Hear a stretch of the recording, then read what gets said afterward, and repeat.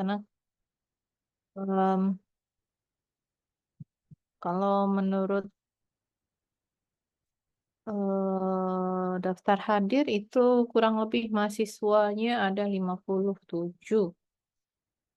Nah, ini baru ada 28 ya. Tapi ada juga yang em, sepertinya ada yang berdua ya, berdua. Kemudian juga berdua, tapi ini belum masih jauh dari em, peserta mata kuliah penelitian pendidikan sebanyak 57 itu. Oke, teman-teman mahasiswa silahkan untuk on cam ya, berada di posisi yang kondusif, di tempat yang kondusif untuk kita akan melaksanakan kuliah secara online. Jadi selama 4 hari ke depan sepertinya mode perkuliahan di FKIP itu disarankan untuk dilaksanakan secara daring. Karena saat ini sedang apa namanya sibuk dalam pelaksanaan Forkom dan Sule IC. Jadi kita akan melaksanakan perkuliahan melalui Zoom meeting, ya. Ya. Yang buka kamera dari tadi tidak nambah-nambah ya, cuman 4 ya. Yang lain di mana ya? Nak kuliah dah sih. Minta tolong di tempat dan posisi yang kondusif ya. Seperti biasa nanti metode yang akan saya lakukan adalah presentasi, tanya jawab, dan juga nanti ada penugasan. Ya, jadi silakan bersiap untuk bisa mengakses tugasnya masing-masing, karena nanti secara acak akan saya panggil. Bagi yang tidak bisa berarti itu saya anggap dia tidak kuliah, ya. Karena ngapain di dalam Zoom ini kalian tidak baca kontribusi jawab apa tugas-tugas yang ibu berikan. Lebih baik gak usah kuliah baik, gitu ya. Oke, saya screenshot dulu ya yang hadir. Yang tidak ada dalam screenshot saya berarti tidak kuliah hari ini.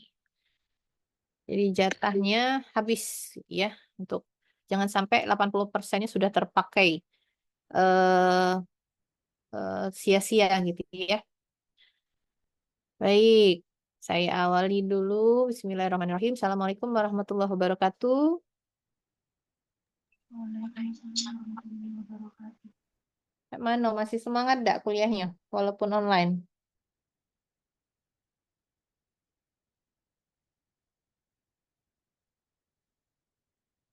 Enggak ada yang jawab ya?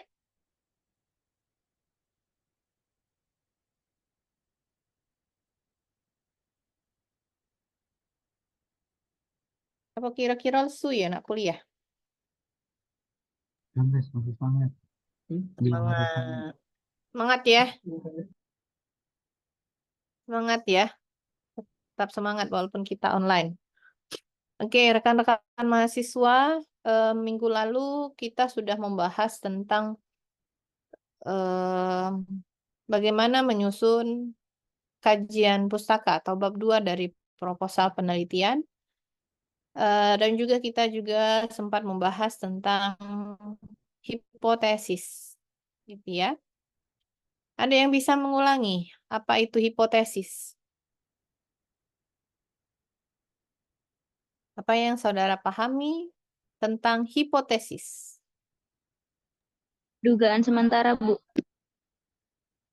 Hipotesis dugaan sementara. Oke. Bagaimana kita menyusun hipotesis di dalam penelitian eksperimen?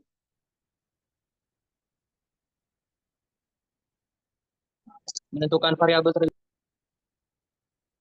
Menentukan variabel terlebih dahulu.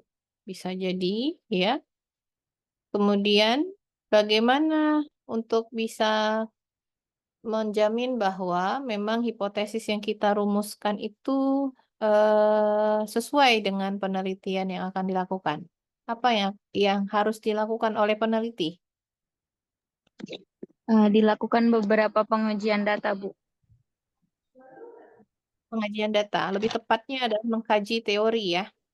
Jadi untuk bisa melakukan penelitian eksperimen, merumuskan hipotesis dalam penelitian eksperimen, saudara harus kuat dalam hal mengkaji teori pendukung. Oleh karena itu, hipotesis itu sangat erat sekali dengan hasil kajian pustaka di bab 2, gitu ya. Jadi kalimatnya sederhana. Hipotesisnya ada pengaruh pembelajaran PBL terhadap kemampuan pemodelan siswa misalnya. Dan itu harus ada teori-teori pendukung, gitu ya, yang sudah saudara susun di bab 2, ya. Nah, sekarang saya mau lihat hasil rumusan dari hipotesis penelitian saudara. Saya tawarkan terlebih dahulu siapa yang mau menjadi sukarelawan untuk mau presentasi.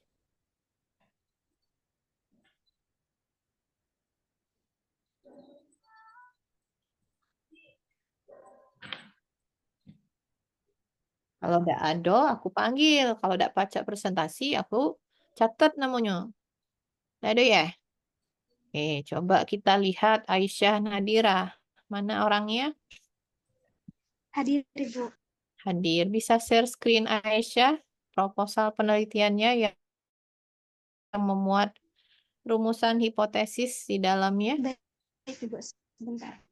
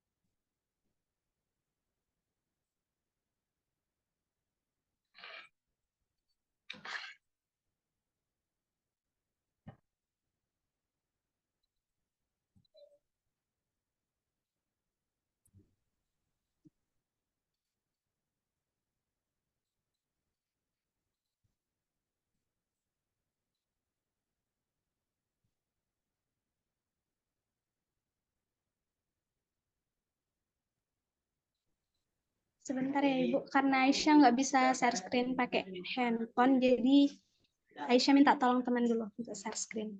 Karena HP laptop Aisyah habis baterai.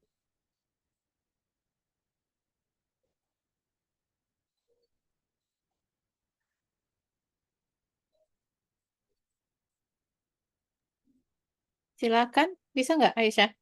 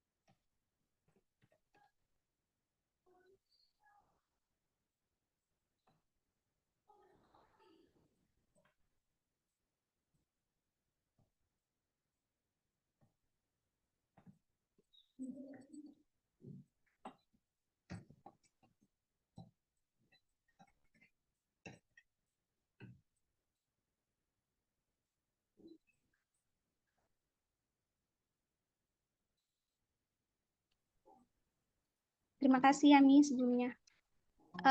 Ke bawah lagi nih.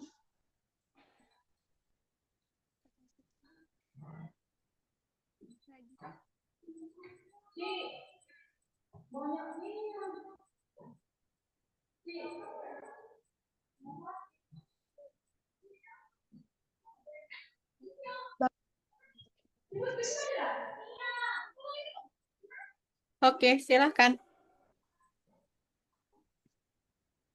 Baik Ibu, di sini di bab 2-nya Aisyah menulis hipotesis. Mungkin boleh ke bawah lagi, Ami.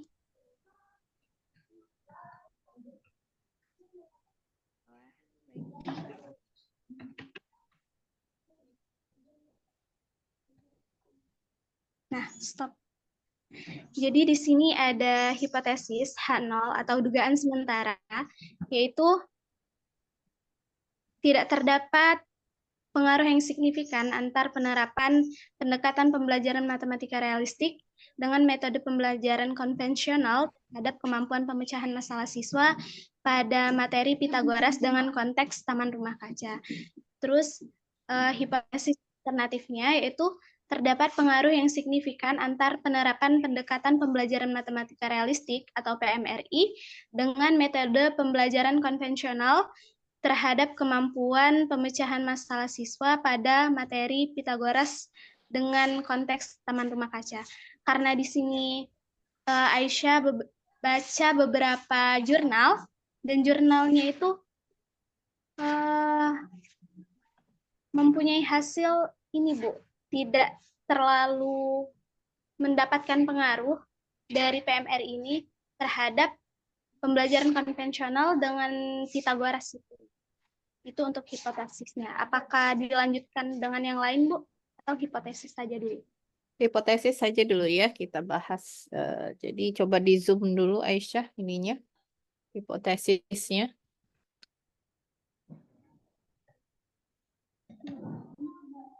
Kenapa di sini ada hasil ya? Ada 2.6 itu apa maksudnya Aisyah?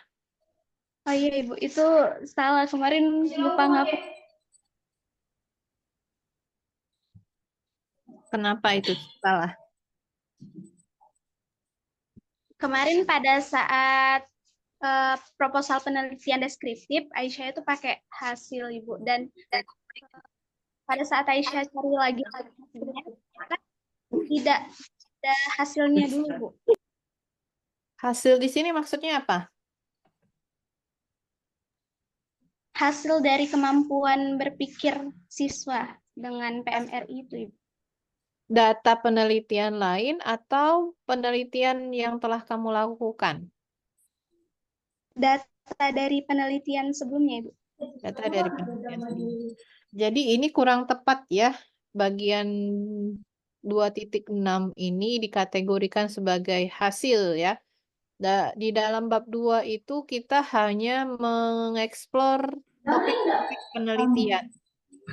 Apa kata kunci penelitiannya gitu ya. Pembahasannya, definisinya, kemudian indikator dari yang kata Haji gue mulai besok apa kata Haji?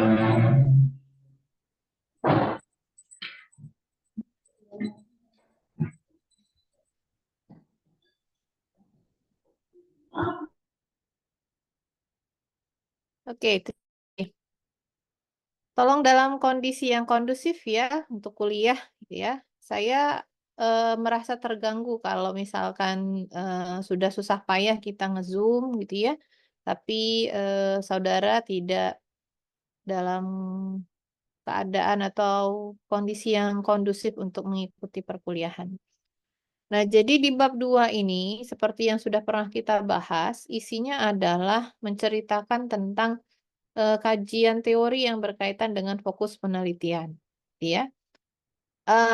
Adapun bab lain, itu bab 4, berkaitan dengan hasil dan pembahasan, di mana isian dari bab 4 itu adalah data-data ketika saudara melakukan penelitian di lapangan. Ya.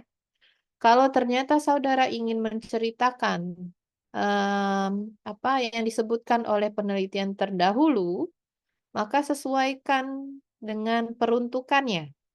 Kalau itu adalah mendukung rasional penelitian, ya, misalnya ingin menunjukkan keadaan bagaimana kemampuan siswa saat ini, maka itu ditaruh di bab 1, di latar belakang. Kalau itu berkaitan dengan apa yang ingin peneliti sebelumnya ceritakan, state of the art dari fokus penelitian saudara, maka itu ditaruh di bab 2. Tentunya judulnya bukan hasil, ya gitu ya, Aisyah ya. Jadi harus diketahui peruntukan kita menulis di setiap bagian itu apa, ya. Jangan sampai salah taruh.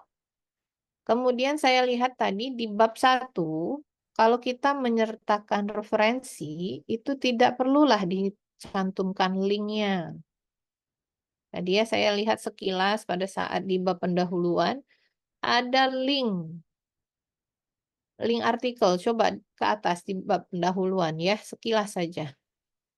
Iya Ibu, betul. Itu mau Aisyah taruh di daftar pustaka, tapi agar Aisyah ingat karena daftar pustakanya belum Aisyah tulis, jadi Aisyah taruh di situ. Oke, ya. Jadi bukan ini bukan bentuk fix ya. Di sini tidak ada ceritanya kita menuliskan referensinya sampai ke alamat jurnal. Itu biasa kita tulis di bagian daftar pustaka. Baiknya ini sudah disusun daftar pustakanya, sehingga memang penyajian latar belakangnya itu sudah sesuai dengan konsep penulisan, ya. Oke, sekarang kita bahas lagi hipotesis yang dibuat oleh Aisyah. Coba ke bawah lagi.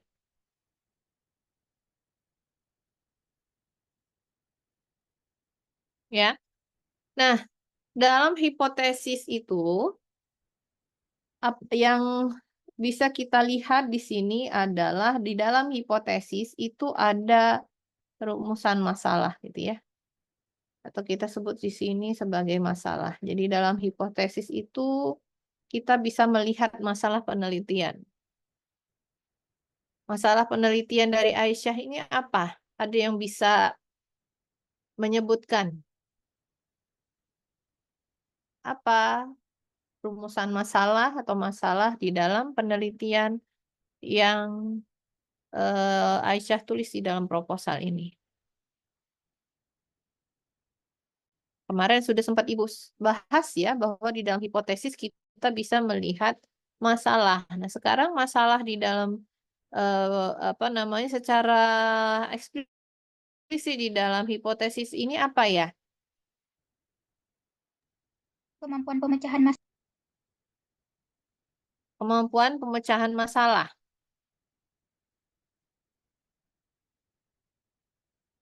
Kenapa kemampuan pemecahan masalahnya ini? Siapa yang Dela, jawab Bu. tadi? Dela, silakan Dela. Karena kan sudah dijelaskan kalau kita dalam menyusun judul atau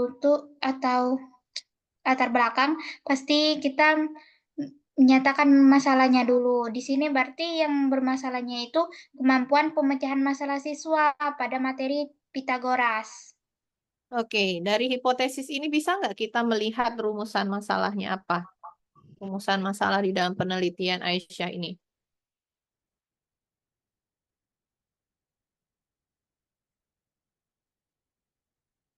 Bisa, Ibu. Siapa ini? Ingrid ya? Ingrid, Ibu. Oke, jadi rumusan masalah dalam penelitian Aisyah ini apa? Jadi rumusan masalahnya itu adalah bagaimana pengaruh antara penerapan pendekatan pembelajaran matematika realistik PMRI dengan metode pembelajaran konvensional terhadap kemampuan pemecahan masalah siswa pada materi Pitagoras dengan konteks taman rumah kaca.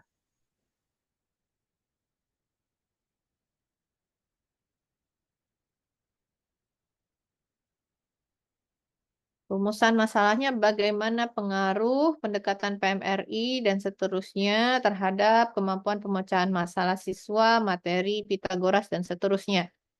Nah, ada yang ingin menanggapi? Apakah iya seperti itu rumusan masalah di dalam penelitian eksperimen? Eh, menurut Nadia Bu, kalau misalnya bagaimana itu lebih ke penelitian deskriptif. Kalau misalnya eksperimen itu apakah ada pengaruh yang signifikan dan sampai dengan terhadap materinya itu. Iya. Jadi untuk rumusan masalah penelitian eksperimen itu adalah seperti ini ya. Apakah ada pengaruh pendekatan PMRI dan seterusnya terhadap kemampuan pemecahan masalah materi Pitagoras?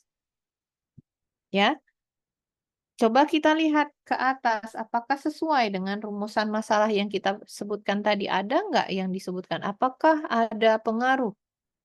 Coba ke atas. Di bab 1 ya, rumusan masalah. Nah, ini tidak sama sekali ada rumusan masalah yang sesuai. Jadi, rumusan masalah dan hipotesis itu sejalan gitu ya. Ini apakah yang siswa ketahui tentang Pitagoras adalah rumusan masalah yang sesuai dari penelitian ini?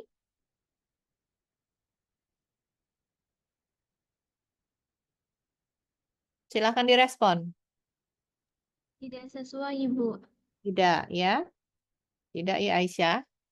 Yang kedua, apakah yang membuat siswa sulit dalam memahami Pitagoras? Tidak, Ibu. Tidak juga ya. Apakah terdapat peningkatan hasil belajar siswa pada materi Pitagoras setelah diterapkan pembelajaran dengan pendekatan PMRI? Tidak, Ibu. Tidak juga. Ini yang kenapa menceritakan hasil belajar, padahal tadi itu adalah masalahnya di kemampuan pemecahan masalah juga ya. Bagaimana pengaruh pendekatan PMRI terhadap motivasi belajar siswa dalam memahami konsep Pitagoras? Tidak ada. Tidak Tidak, Ibu. ya. Jadi Aisyah bisa dikoreksi ya, Aisyah ya. Diperbaiki rumusan masalah ini. Ya. Dan yang lain tolong diperhatikan bahwa rumusan masalah itu sesuai dengan hipotesis. Kalau rumusan hipotesisnya adalah berupa pernyataan, ada pengaruh pendekatan PMRI dan seterusnya terhadap kemampuan pemecahan masalah siswa, berarti rumusan masalahnya adalah berupa kalimat tanya, yaitu apakah ada pengaruh pendekatan PMRI dan seterusnya terhadap kemampuan pemecahan masalah siswa. Jangan sampai kesalahan yang sama terulang ya. Sampai di sini dipahami bagaimana rumusan masalah penelitian eksperimen? Bisa dipahami, Ibu. Bagus, ya. Mudah-mudahan bisa merumuskan pertanyaan penelitian yang tepat ya, yang sesuai dengan hipotesis. Oke, berikutnya ke hipotesis lagi.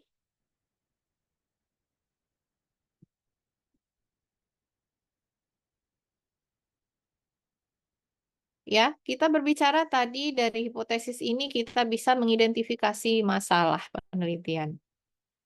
Di dalam hipotesis juga kita bisa mengidentifikasi variabel. Ya, bisa mengidentifikasi variabel. Tapi sebelum itu perlu untuk dipertanyakan bahwa apakah iya pembelajaran PMRI ini menggunakan metode konvensional? Bagaimana definisi dari pembelajaran konvensional? Boleh dijelaskan, Aisyah?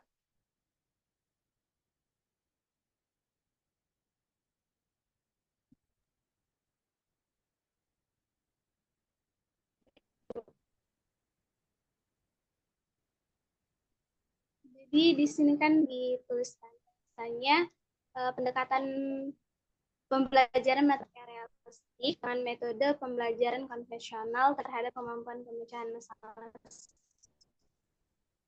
Jadi, ilmunya taman rumah kaca konvensionalnya berkenaan kayak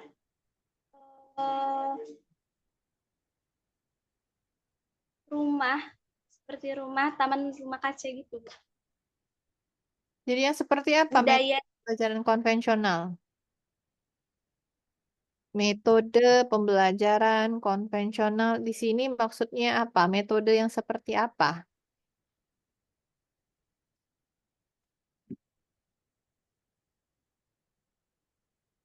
Kan sudah mengkaji teori ya? Sudah mengkaji teori ya? Ya. Ya, adanya gimana? adat atau kebiasaan ada itu. Putus-putus suaranya ya. Untuk pembelajaran konvensionalnya itu berkaitan dengan adat, Ibu. Berkaitan dengan Adat. adat. Oh. Nah, apa yang Aisyah pahami tentang PMRI? PMRI itu pembelajaran yang seperti apa? Oke, untuk PMRI itu Bu realistik. Jadi yang Aisyah pahami PMRI itu berkaitan dengan budaya, dengan seni, dengan adat tadi, dengan apa ya sejarah-sejarah gitu Bu. Kalau yang Aisyah pahami terkait PMRI. Bagaimana mengajar dengan menggunakan pendekatan PMRI? Bagaimana apa ciri khas dari pembelajaran dengan menggunakan PMRI itu menurut Aisyah? Kalau pembelajaran menggunakan PMRI itu biasanya dikaitkan Bu dengan budaya sekitar, dengan misalnya kita sedang belajar tentang konsep Pitagoras dan kita kaitkan Pitagoras itu dengan hal-hal atau adat-adat yang berbau dengan segitiga gitu Bu. Jadi yang Aisyah tahu karena ini realistik, jadi dikaitkan dengan hal-hal yang benar-benar mereka tahu gitu Bu. Nah, di sini bisa terlihat jelas ya bahwa kajian teori itu amat sangat penting, harus kuat. Pertama, PMRI itu memang berkaitan dengan konteks. Berkaitan dengan konteks ya. Konteks di sini adalah permasalahan yang bisa kita angkat di dalam kehidupan sehari-hari. Bisa juga dengan budaya, gitu ya. Tapi PMRI ini menekankan kepada matematika sebagai human activity. Human activity ini artinya apa? Artinya siswa kita yang aktif belajar, gitu ya. Siswa yang aktif belajar. Ya, jadi tidak hanya sibuk dalam mencari konteks gitu ya, tetapi pembelajaran di PMRI ini adalah membuat siswa yang aktif belajar. Center of learning-nya itu adalah siswa. Sementara metode pembelajaran konvensional itu berarti metode pembelajaran yang digunakan guru dahulu, yang sifatnya adalah ceramah, gitu ya. Memberikan materi, ceramah itu adalah contoh metode pembelajaran konvensional. Jadi apa yang disampaikan oleh Aisyah tadi, definisi metode pembelajaran konvensional tidak seperti pembelajaran menggunakan budaya, itu adalah salah definisinya. Itulah yang saya bilang bahwa kajian teori saudara harus kuat, gitu ya, untuk menghubungkan bagaimana fokus penelitian itu berkaitan terhadap satu sama lainnya. Jadi tidak mungkinlah pembelajaran yang mendukung siswa untuk aktif belajar, kita kaitkan dengan ceramah gitu ya. Ceramah ini malah kebalikannya adalah teacher center. Teacher center atau pembelajaran yang berpusat kepada guru. Jadi, secara teori tidak akan ada hubungan gitu ya, penerapan PMRI dengan metode konvensional. Dari sini dari kita tanyakan sendiri seperti itu ya. Jadi kita harus betul-betul paham apa yang disebutkan di dalam teori gitu. Jangan sampai kita salah definisi gitu ya. Artinya kita tidak memahami kajian teori yang digunakan. Itu ya. Jadi yang mau dilihat apa? Oke lah, kita mau melihat bagaimana penerapan PMRI terhadap kemampuan pemecahan masalah siswa. Tidak perlulah kita sandingkan dengan metode pembelajaran konvensional, karena secara teori itu tidak akan mungkin. Yang satunya itu mendorong siswa untuk aktif, student center, yang satunya berkaitan dengan teacher center. Seperti itu. Ya. Dari sini bisa dikoreksi Aisyah bagaimana seharusnya? Iya, Ibu, bisa. Oke. Sampai di sini ada pertanyaan dulu, dah. Silahkan kalau ada pertanyaan. Ibu izin bertanya. Silahkan. Tapi sebenarnya mau tanya, soalnya Zapi juga pakai, kan ini kan penelitiannya penelitian eksperimen, berarti penelitiannya itu membandingkan gitu kan, sebelum menggunakan dan setelah menggunakan.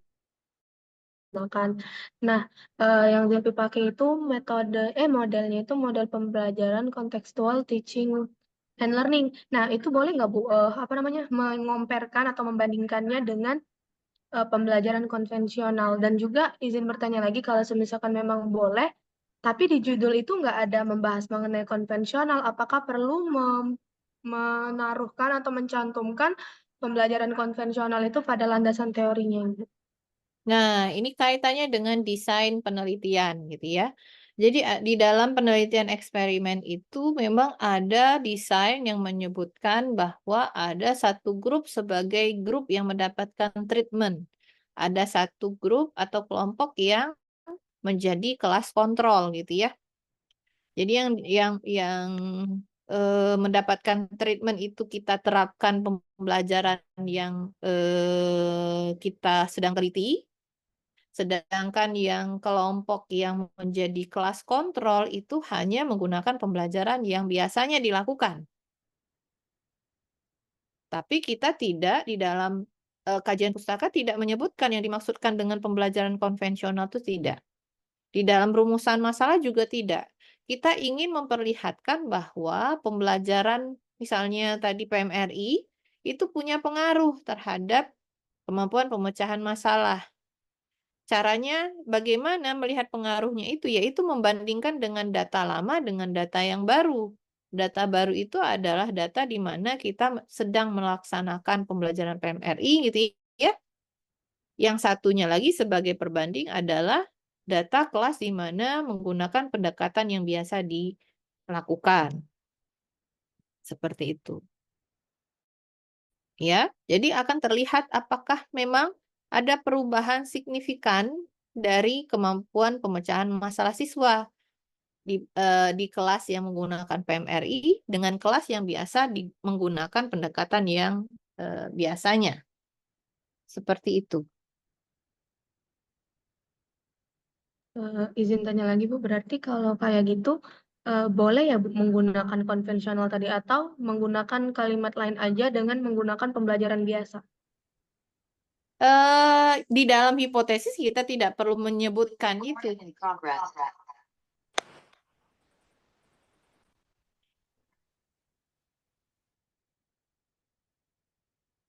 Di dalam hipotesis kita tidak perlu menyebutkan perbandingan antara pembelajaran yang sedang kita teliti dengan pendekatan yang biasa kita gunakan, gitu ya. Kita hanya melihat kalau kita menerapkan PMRI, apakah ada pengaruh?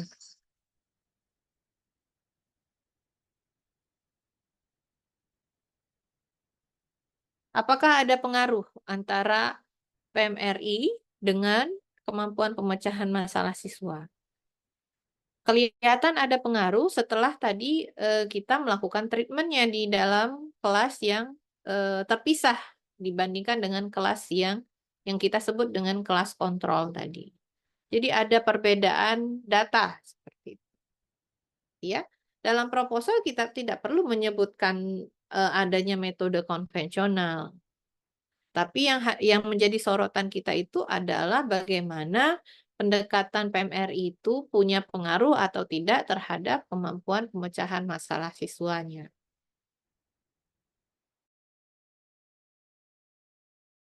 Gitu ya. Nah, ini akan menjadi pemilihan terhadap jenis desain eksperimen yang digunakan. Ada banyak jenis desainnya nanti. Dan harus dipilih gitu ya, dipilih salah satu. Tidak semua desain itu kita pakai. Yang kira-kira cocok untuk penelitian anak S1 apa gitu ya. Tidak harus semua desain itu dipakai. Tapi harus dipelajari satu persatu. Dan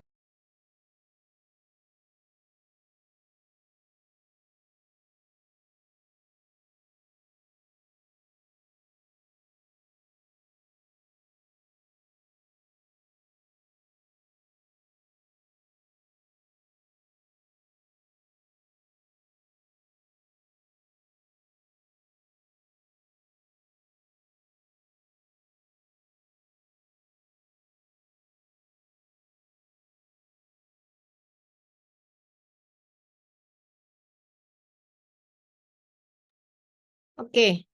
Ya, coba di stop share dulu ini. Siapa yang lagi share screen? Nah, jadi dalam penelitian eksperimen itu kita ada desain yang menggunakan 2 grup, gitu ya. 2 grup. Artinya membandingkan perlakuan kelas yang kita terapkan PMRI dengan kelas yang menjadi kelas yang biasanya kita gunakan. Untuk tadi mau melihat apakah ada pengaruh atau tidak gitu ya terhadap kemampuan pemecahan masalah siswa. Ada juga yang desainnya adalah hanya satu grup. Satu grup, tapi melihat pengaruhnya dari mana? Dari data awal dan data pretest dan data post-test. Desainnya itu adalah one shot case study apa namanya gitu ya. Jadi hanya satu grup.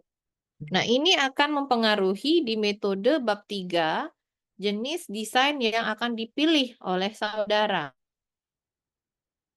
Apakah tadi mau menggunakan 2 grup, di mana satu grup diterapkan metode konvensional, satu grup diterapkan PMRI. Ataukah yang dipilih adalah satu grup saja, semuanya dari awal sampai akhir itu pakai pendekatan PMRI, dibandingkan data pengaruh itu dilihat dari perbandingan data pretest dan post-test. Nah, itu akan larinya adalah kepada contoh desain eksperimennya yang akan kita bahas di pertemuan berikutnya. Gitu ya. Ada lagi pertanyaan?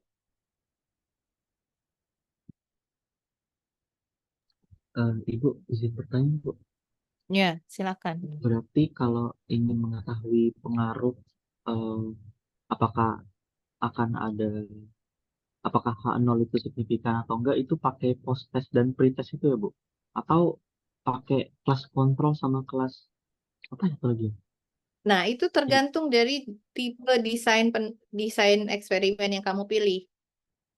Kalau tadi hanya menggunakan satu grup saja, berarti kamu menggunakan desain yang one shot case study tadi, gitu ya. hanya satu grup di mana kita melihat ada tidak pengaruhnya itu dilihat perbedaan antara data pretest dan post-test. Tapi misalnya ada juga desain tadi yang saya sebutkan, ada desain yang menggunakan dua kelompok, di mana satu kelompok itu kita berikan treatment PMRI, satu kelompok kita sebut sebagai kelompok kontrol yang menggunakan pendekatan konvensional. Gitu ya, Thomas ya. Dan dua-dua desain itu sama-sama mau melihat ada tidaknya pengaruh pendekatan PMRI, gitu ya. Yang satu membandingkan data sebelum dan sesudah, yang satu membandingkan antara satu grup dengan grup yang lain. Begitu, Thomas. Oke, Bu, terima kasih. Iya. Dan itu harus memilih apakah mau memilih yang desain pertama atau desain kedua. Ada banyak desain dalam penelitian eksperimen. Oke, masih ada pertanyaan?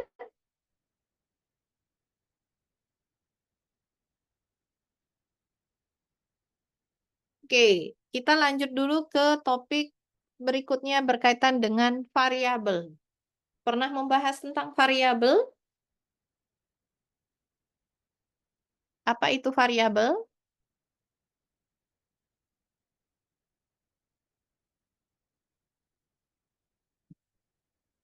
Apa itu variabel penelitian?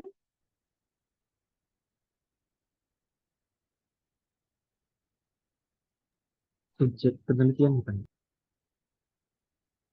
Apa, Thomas?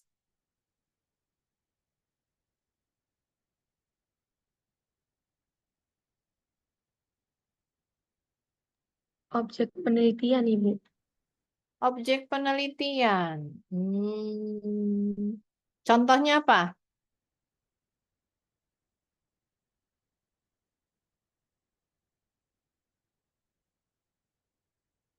Contohnya apa?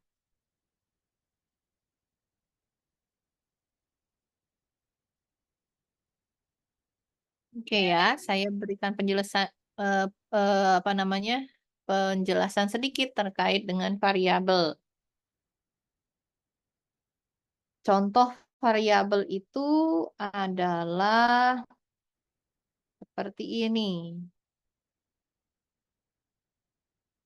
Tinggi gitu ya.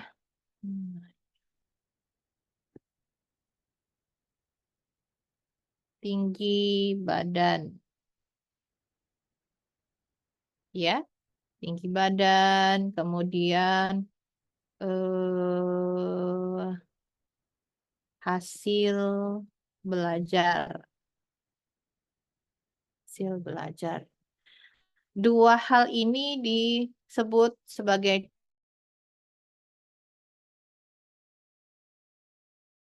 ketika kamu ditanya tinggi badan itu ada variasi nilai.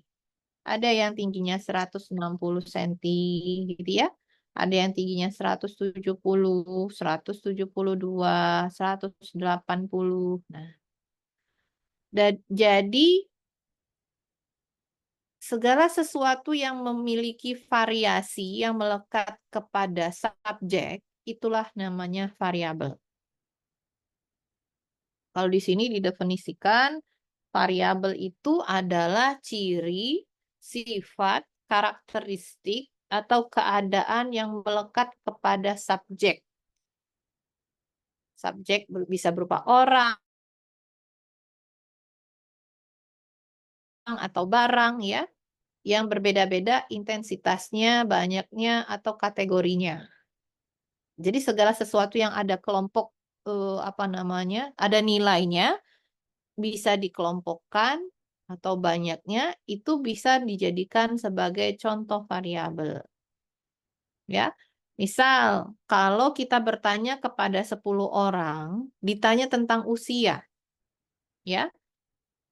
Dan setiap orang itu pasti akan memberikan jawaban. Bisa juga berbeda-beda usianya, gitu ya. Ada yang menyebutkan 24, 25, 23, seperti itu ya. Atau berapa 20 tahun. Maka hal yang bervariasi inilah yang kita sebut sebagai variabel.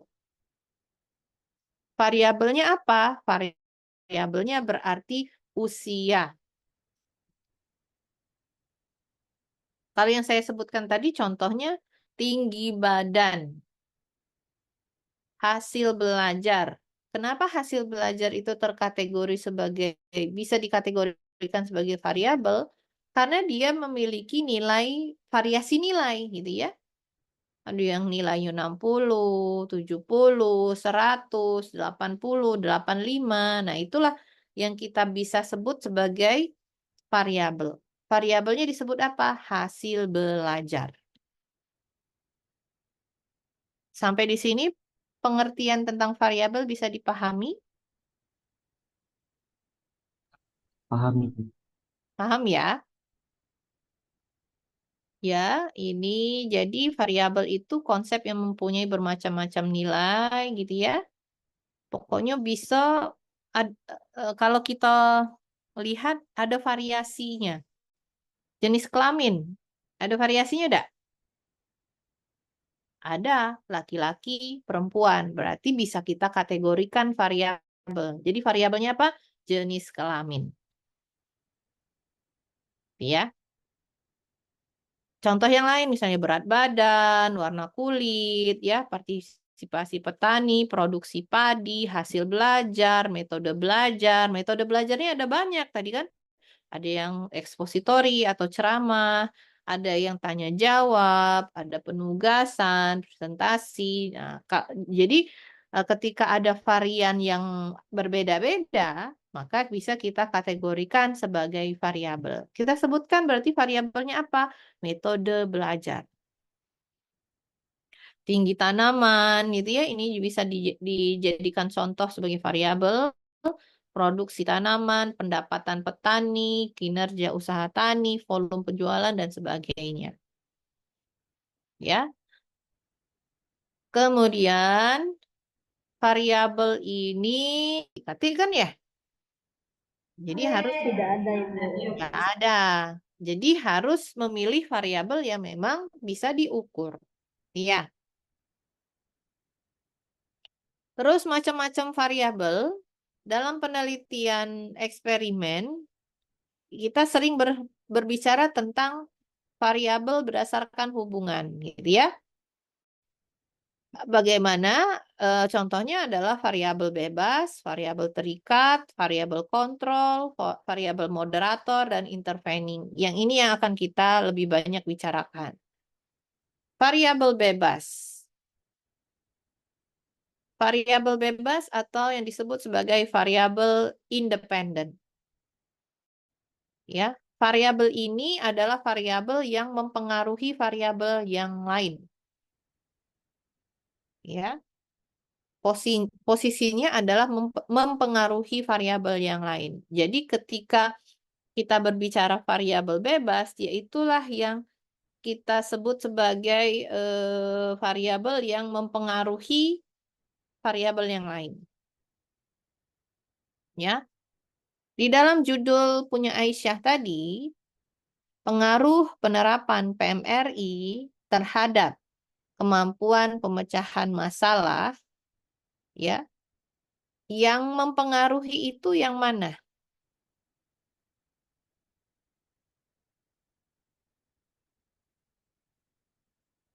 Dari judulnya, pengaruh pendekatan PMRI terhadap kemampuan pemecahan masalah siswa. Yang mempengaruhi itu yang mana? PMRI-nya, Bu. PMRI-nya, gitu ya. Yang dipengaruhi apa? Kemampuan Kemampuan pemecahan masalah. Jadi di sini ada dua variabel, yaitu variabel independennya, yaitu PMRI, dan variabel terikatnya. Nanti kita sebut ya, terikat atau dependennya, yaitu kemampuan pemecahan masalah. Sekarang kita berbicara variabel bebas dulu. Variabel bebas ini adalah variabel yang dipilih oleh peneliti untuk menentukan hubungannya dengan suatu gejala yang diobservasi. Atau sering disebut sebagai bisa juga variabel prediktor atau stimulus atau eksogen. Stimulusnya ya, stimulus, variabel stimulus dan eksogen. Misalnya nih, model pembelajaran ya, model pembelajaran ini adalah contoh variabel bebas. Variabel bebas yang mempengaruhi apa prestasi belajar gitu ya. Jadi bisa kita lihat pengaruhnya ada nggak terhadap prestasi belajar. Kemudian contoh yang lain misalnya variabel bebas itu warna mobil ya. Warna mobil adalah variabel bebas yang dapat dimanipulasi dan dilihat pengaruhnya terhadap minat beli. Jadi ini judulnya seperti pengaruh warna mobil terhadap minat beli konsumen seperti itu, ya. Kemudian jenis kedua yaitu variabel terikat atau dependent atau tergantung, ya. Jenis variabel ini adalah variabel yang dipengaruhi atau menjadi akibat karena adanya variabel bebas. Ya. Variabel terikat ini adalah variabel yang diamati dan diukur untuk menentukan pengaruh yang disebabkan oleh variabel bebas. Nah, tadi kita sudah melihat bahwa ada variabel bebas, variabel terikat dari penelitiannya Aisyah, yaitu kemampuan pemecahan masalah. Ya. Ada lagi yang namanya variabel moderat. Variabel moderat itu apa? Variabel yang memperkuat atau memperlemah variabel bebas. Jadi fungsi dari variabel moderat itu adalah memperkuat atau memperlemah variabel bebas. Contohnya apa? Contoh sederhana kalau tadi judulnya seperti ini ya. Pengaruh motivasi belajar terhadap prestasi belajar siswa. Ya. Ini kalau ini tanpa ini, misalnya pengaruh motivasi belajar terhadap prestasi belajar siswa, motivasi belajar ini sebagai variabel apa?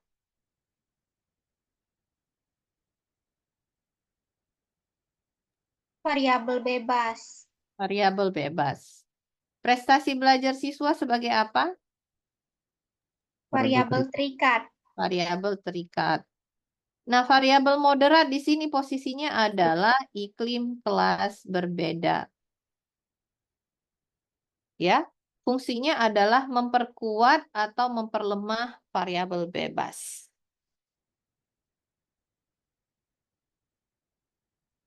Gitu ya. Contoh yang lain yang di bawahnya, pengaruh kebiasaan belajar pada inteligensi berbeda terhadap hasil belajar. Kalau secara sederhana, tanpa ada inteligensi berbeda adalah pengaruh kebiasaan belajar terhadap hasil belajar. Nah, gitu ya. Ada variabel bebas, ada variabel terikat. Variabel bebasnya apa? Motivasi belajar. Kebiasaan belajar. Kebiasaan belajar. Variabel terikatnya? Hasil belajar. Hasil belajar. Tetapi ketika kita buat pengaruh kebiasaan belajar pada inteligensi berbeda, ya, jadi inteligensi berbeda ini bisa jadi memperkuat kebiasaan belajar atau memperlemah, gitu ya, memperlemah variabel bebas tadi terhadap variabel terikatnya. Jadi fungsi variabel moderat ini adalah memperkuat atau memperlemah variabel bebas. Bisa dipahami ya? Ada juga yang dinamakan variabel kontrol. Variabel kontrol itu apa? Variabel yang faktornya dikontrol oleh peneliti. Kalau moderat tadi dia tidak dikontrol, tetapi memang secara teori dia bisa memperkuat atau memperlemah Tapi variabel kontrol ini dikontrol oleh peneliti gitu ya, supaya tidak berpengaruh, menetralisir pengaruhnya terhadap variabel bebas. Ya. Contohnya seperti apa? Pengaruh metode pengajaran pada mata pelajaran biologi terhadap prestasi belajar. Variabel kontrolnya mana? Yang bagian mata pelajaran biologi. Kalau biasanya apa? Berarti pengaruh metode mengajar terhadap prestasi belajar ya. Prestasi belajar. Ada variabel bebas, ada variabel terikatnya. Tapi kalau judulnya adalah pengaruh metode mengajar pada mata pelajaran biologi terhadap prestasi belajar, berarti ada variabel kontrol di dalamnya, yaitu mata pelajaran biologi. Yang perannya adalah menetralisir pengaruhnya. Jadi tidak ada pengaruh sama sekali terhadap variabel bebas. Lalu ada yang dinamakan variabel intervening atau pengganggu. Variabel pengganggu atau variabel intervening. Secara teoritis mempengaruhi hubungan antara variabel bebas terhadap variabel terikat. Ya, menjadi hubungan tidak langsung dan tidak dapat diamati dan diukur. Ya. Secara hipotetikal, variabel pengganggu ini pengaruhnya ini tidak kelihatan. Tetapi secara teoritis dapat mempengaruhi hubungan antara variabel bebas dan variabel yang sedang diteliti, variabel terikatnya. Ya, contohnya seperti apa? Pengaruh pendapatan terhadap harapan hidup. Variabel interveningnya adalah gaya hidup. Secara teori, gitu ya, gaya hidup itu akan mempengaruhi seseorang gitu ya, yang punya pendapatan tertentu, punya gaya hidup tertentu, dia akan mempengaruhi bagaimana harapan hidup seseorang. Tapi secara konkret mungkin tidak kelihatan gitu. Nah, itulah yang disebut sebagai variabel pengganggu. Lalu, yang harus diperhatikan dalam penelitian eksperimen setelah kita menentukan variabel, yaitu mendefinisikan variabel. Atau kita sebut sebagai definisi operasional variabel. Biasanya ini diminta di bagian bab 3. Setelah kita menuliskan desain penelitiannya apa, kemudian variabel dalam penelitian ini, variabel bebasnya apa, variabel terikatnya apa, di bawahnya kita tuliskan definisi operasional variabel yang dinamakan sebagai apa? Metode mengajar itu dipilih sebagai variabel bebas. Itu definisi dari metode mengajar itu apa? Harus dijelaskan, ya. Jadi variabel harus didefinisikan secara operasional agar lebih mudah dicari hubungannya antara satu variabel dengan yang lainnya. Ibaratnya itu adalah agar mudah untuk diukur gitu ya, agar mudah untuk dilihat apakah metode mengajarnya itu memang sudah sesuai pada saat praktek tadi, sudah sesuai atau tidak gitu ya. Jangan-jangan definisi dari metode konvensional tadi itu salah seperti yang disebutkan contoh proposal dari Aisyah tadi. Jadi harus dituliskan definisi dari variabel itu. Karena bisa jadi ada terjadi kesalahan dari peneliti dalam mendefinisikan variabel. Dan itu akan sangat fatal karena akan mempengaruhi pada saat ngambil data. Kalau persepsinya salah, maka data yang diambil juga akan salah. Misalnya tadi apa yang disebut variabelnya adalah metode pendekatan konvensional yang didefinisikan sebagai apa tadi? Pendekatan kebudayaan seperti tadi ya. Padahal secara teori metode pendekatan konvensional itu adalah pendekatan yang dilakukan oleh guru sebelum sebelum berbeda dengan treatment yang mau kita berikan.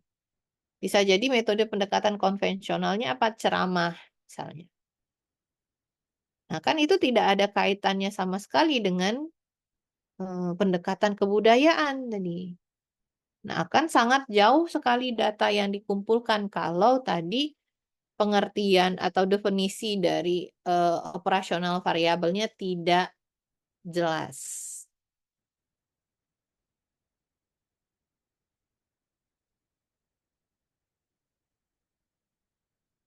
Sampai di sini ada pertanyaan enggak?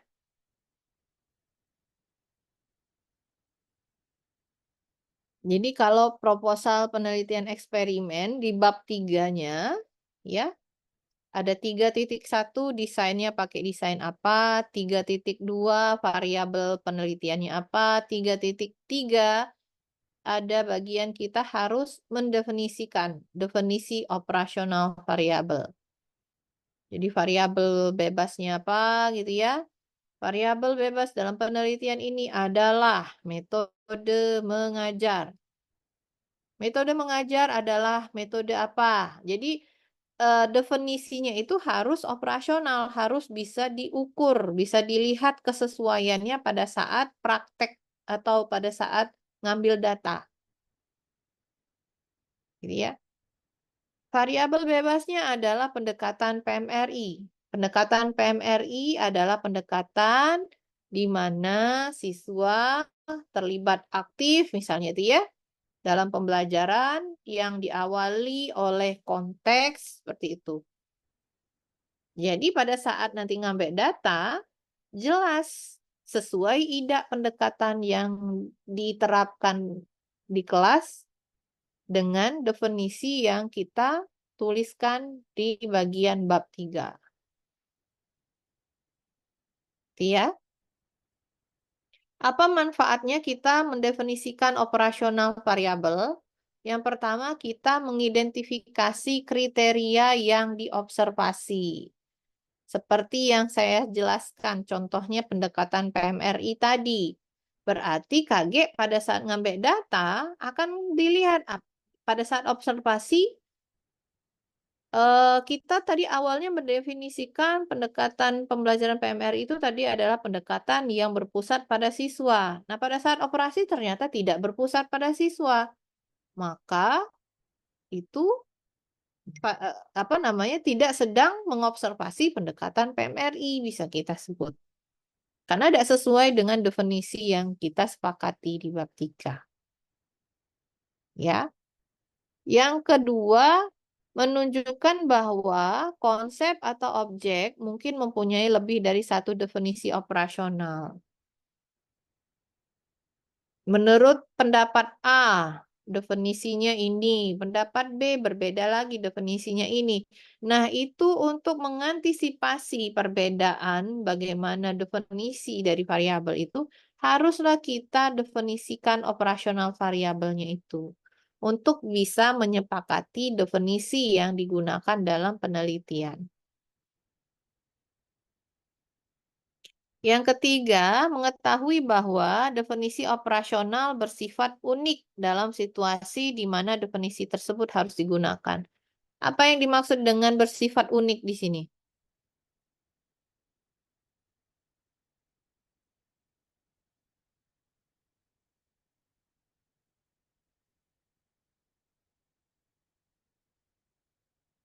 Apa yang dimaksud dengan bersifat unik di sini?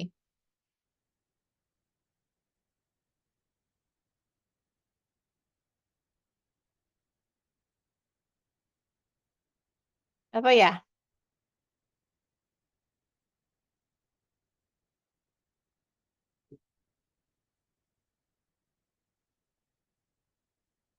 Uniknya engkau nih. Dak cak biasonyo. Unik itu apa sih? berbeda dari penelitian yang sebelumnya, Ibu? Unik itu the one and only gitu ya. Siko-sikonya ada kate yang punya yang sama gitu nah. Definisi operasional bersifat unik. Jadi dia udah akan bermakna ganda. Karena pasti mengacu Yoshiko itulah contohnya. Tidak mungkin tadi kita mendefinisikan tinggi badan. Tinggi badan adalah ukuran dari tinggi tubuh seseorang yang dinyatakan dalam bentuk senti, gitu ya. Dia akan berbeda dengan nilai dari berat badan. Karena tidak sama tadi. Karena tidak sama itulah yang disebut sebagai bersifat unik tadi. Tidak akan ketemu kesamaannya dengan variabel yang lain. Gitu ya. Oke. Jadi definisi operasional itu adalah definisi yang didasarkan kepada karakteristik yang dapat diobservasi dari apa yang sedang didefinisikan. Definisi yang didasarkan pada karakteristik dari yang sedang diobservasi. Ya. Nah, ini cara-cara menyusun definisi ya. Cara-caranya ya bisa kita lihat di sini ya. Contohnya kita mau mendefinisikan konflik. Konflik didefinisikan sebagai keadaan yang dihasilkan dengan menempatkan dua orang atau lebih pada situasi di mana masing-masing orang mempunyai tujuan yang sama, tetapi hanya satu orang yang akan dapat mencapainya. Nah, jadi bisa terukur. Berarti kita nyeting keadaan ada dua atau tiga atau lebih gitu ya, di mana semuanya itu punya tujuan yang sama, tapi cuma si kok yang bisa mencapai. Jadi kita menciptakan konflik. Itu namanya. Tinggi badan didefinisikan sebagai ukuran dari tinggi tubuh seseorang yang dinyatakan dalam satuan sentimeter. Seperti itu. Jadi kita mendefinisikannya menggunakan kalimat operasional yang bisa kita lihat gitu ya, yang bisa kita ukur. Ya. Sampai di sini ada pertanyaan tentang variabel penelitian?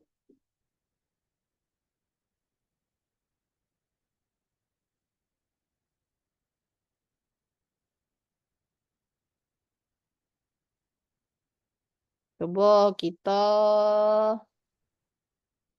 Bu izin nanya, ya, silahkan.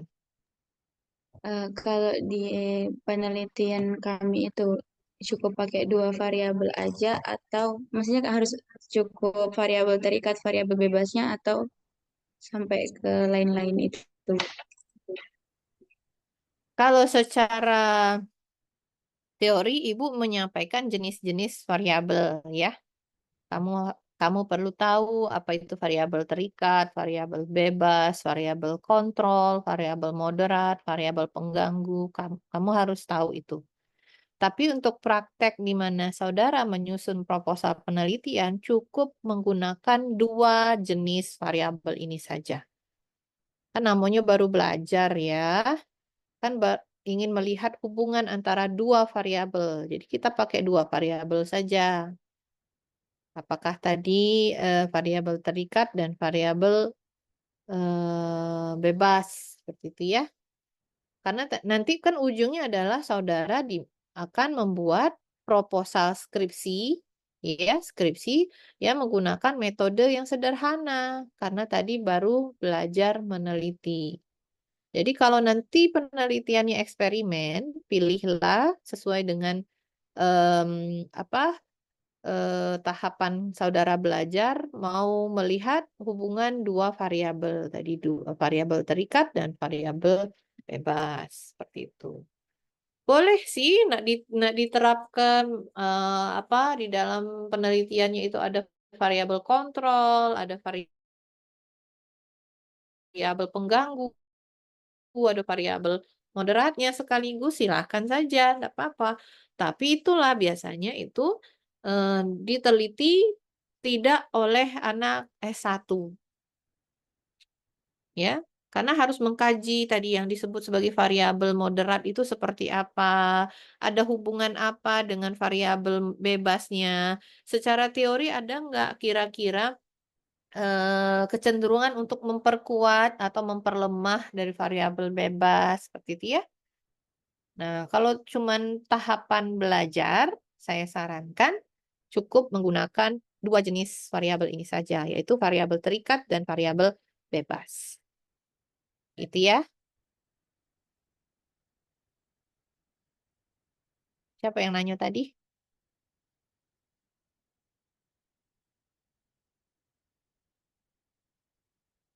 Siap Mano? Iya Bu, sudah jelas.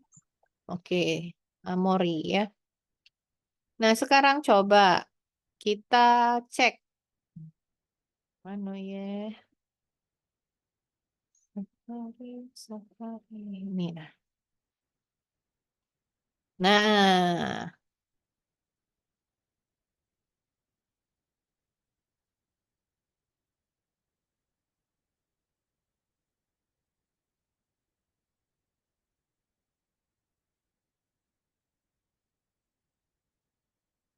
coba dua ini.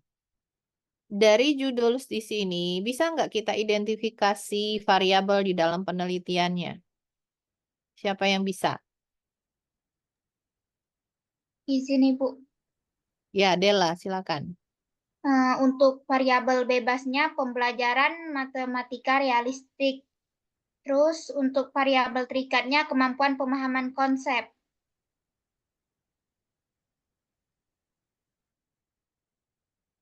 Variabel bebasnya pembelajaran matematika realistik.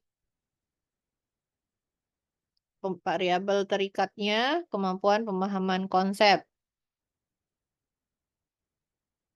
Coba kita lihat ya, di dalam artikelnya ada nggak diceritakan dia sebut sebagai variabel bebas dan variabel terikat di dalam penelitian ini.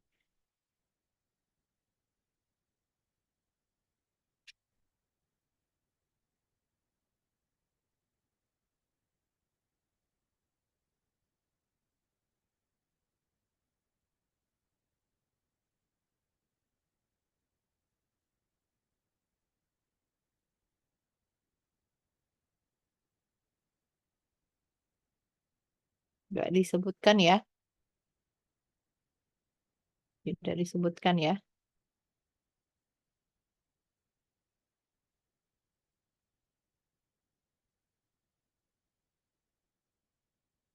Oke. Ya, betul ya. Jadi variabel bebas itu adalah variabel yang mempengaruhi.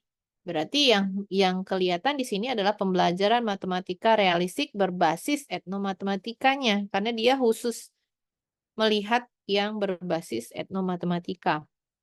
Gitu ya. Terhadap kemampuan pemahaman konsep ini adalah variabel terikat. Variabel terikat itu adalah variabel yang dipengaruhi, yang diukur, gitu ya. Nah, oke. Lagi di sini judul ini. Siapa yang bisa? Thomas, Di sini Bu, Silakan. Ya, Putri. untuk variabel bebasnya itu model model project based learning, dan untuk variabel terikatnya itu kemampuan berpikir kreatif matematika. Oke. Sekarang kita lihat yang lain ya.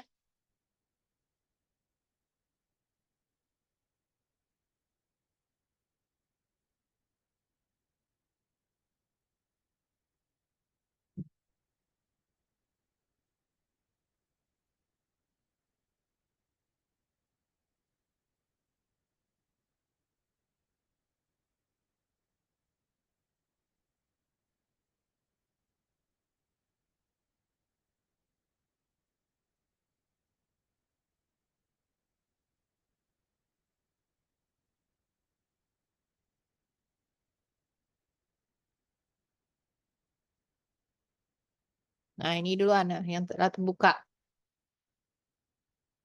Yang mana variabel bebas, mana variabel terikat? Siapa yang bisa? Izin, Bu. Izin menjawab, Bu. Thomas, silakan Thomas. Eh, Kemampuan pemecahan masalahnya itu variabel terikat. Pembelajaran matematika realistiknya variabel bebas, Bu. Oke.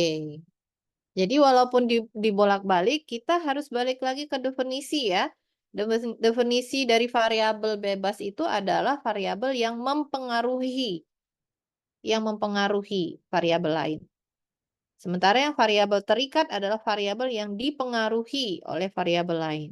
Jadi di sini pembelajaran PMR itu mempengaruhi bagaimana kemampuan pemecahan masalah. Sehingga kemampuan pemecahan masalah ini adalah variabel terikatnya, ya, dan variabel bebasnya adalah pembelajaran matematika realistik. Gitu ya.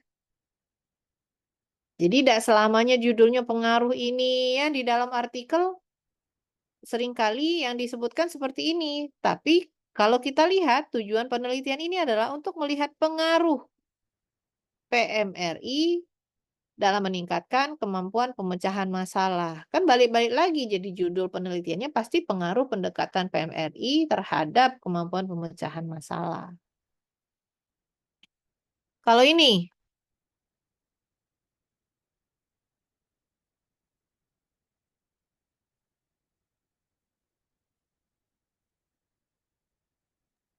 Variabel bebasnya itu aplikasi modelnya, Bu.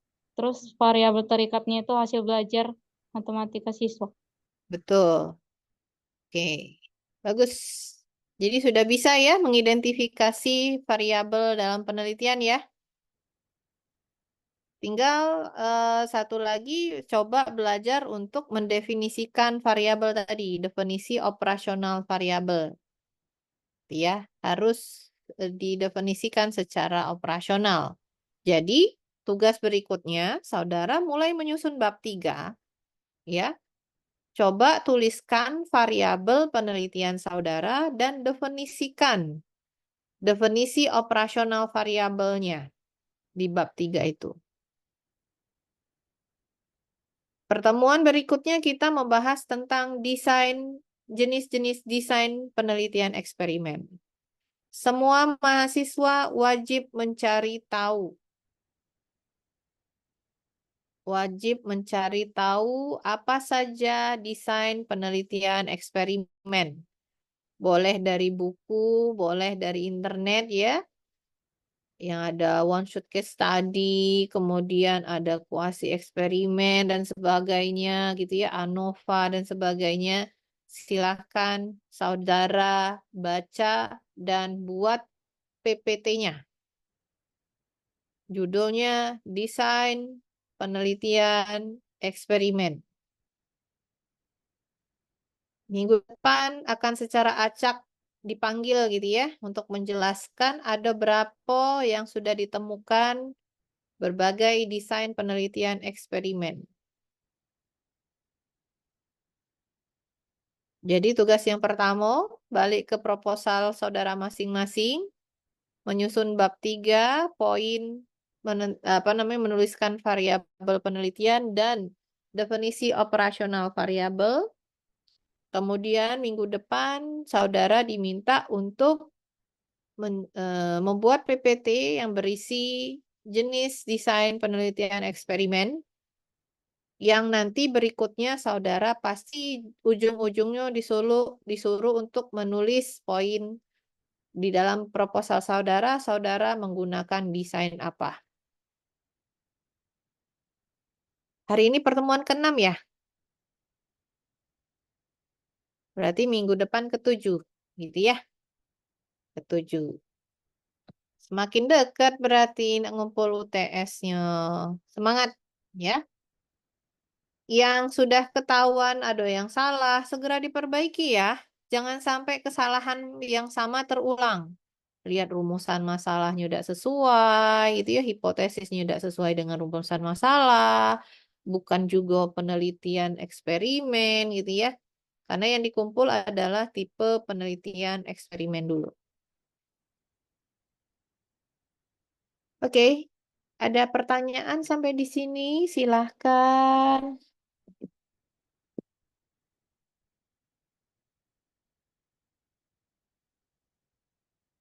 Kak Mano, aman ya?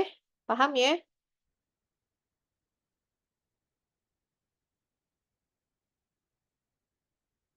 Dah, jadilah dulu kuliah kita. Silahkan saudara kerja ke proposal masing-masing. Kita ketemu lagi minggu depan.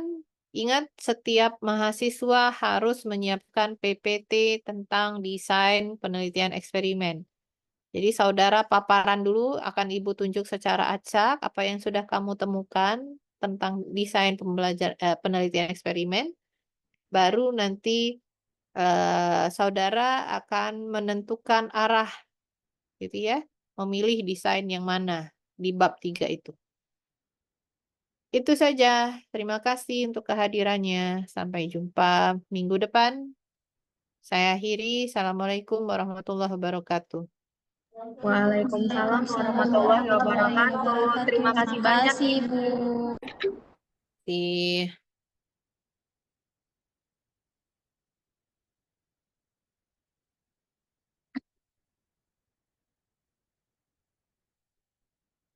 Oke, izin live ya. Assalamualaikum.